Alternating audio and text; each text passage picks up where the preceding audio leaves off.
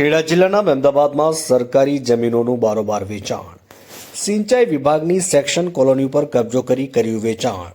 વર્ષ 1975માં જમીન સંપાદન છતાં 7/12માં નામ રહી જતા લીધો ફાયદો. વડીલોના નામોનો ફાયદો ઉઠાવી તેમાં પરિવારજનોએ કરાવી વારસાઈ.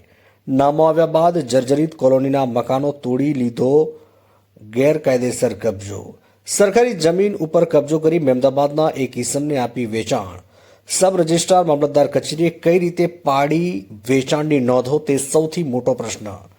વાટવાડી ગામના 7 અને મહેમદાબાદના એક ઇસમ સામે ફરિયાદ. મહેમદાબાદ પોલીસ મથકે નોંધાઈ 8 લોકો સામે ફરિયાદ.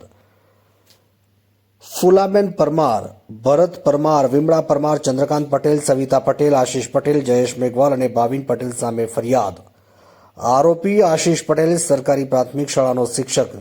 મહેમદાબાદના જાગૃત નાગરિકની રજૂઆત બાદ કૌભાંડનો પર્દાફાશ. પ્રકાશકુમાર પોપટલાલ પંડ્યા. સાહેબ, વર્ષોથી અમે અહીં રસ્તા ઉપર છે, આખી કોલોની હતી સરદાર સરોવર નિગમની, અને પાકા મકાન હતા, આગળ ઝોંપો પણ હતો અને ઝાડ પણ હતા.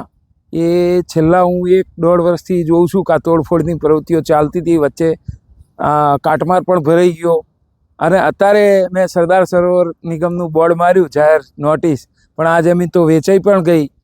ત્યાં સુધી કોઈ સરકાર જાગી નહીં, અને હવે ઘોડા છૂટી ગયા પછી તારો મારવા આવ્યા. અને આની અંદર જે પણ અંદર વ્યક્તિ સંડોવણી હોય એમને કડકમાં કડક સજા થવી જોઈએ, જેથી કરીને આવી સરકારી જમીનોનું હડપ ના કરે.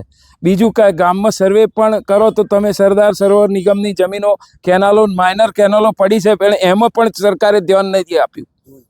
અને આજ દિન સુધી અત્યારે સુધીમાં જે પણ સંડોવાયેલા છે માથા ભારે માણસો છે, તો એમની ઉપર કડકમાં કડક કાર્યવાહી થવી જોઈએ, એ હું આમ આદમી તરીકે બોલું છું. અને જાતા આવતા બધા પણ જોઈ રહ્યા હતા તમાશા. જ્યારે પણ એ પોલીસ સ્ટેશન ફરિયાદ કરવી જ જોઈએ, અને નિર્દોષ વ્યક્તિઓ કોઈ બીજા દમ ભીડીને અહીં જે રહેતા હતા એમને ખાલી કરાવી દીધું અને આ કબજો લઈ લીધો. એટલી મારી જાણમાં છે.